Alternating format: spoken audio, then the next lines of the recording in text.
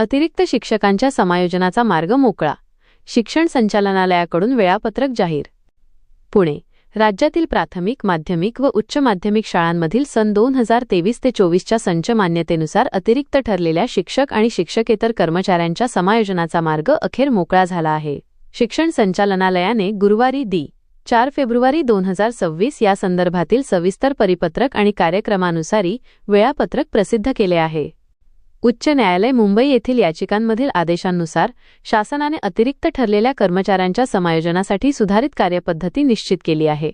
त्यानुसार जिल्हा, विभाग आणि राज्य स्तरावर ही प्रक्रिया राबविली जाणार आहे.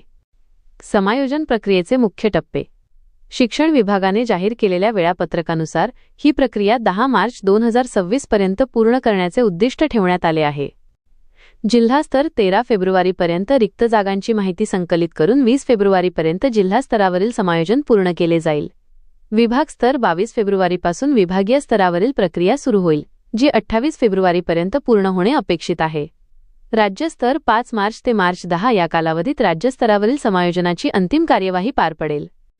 महत्त्वाचे निर्देश.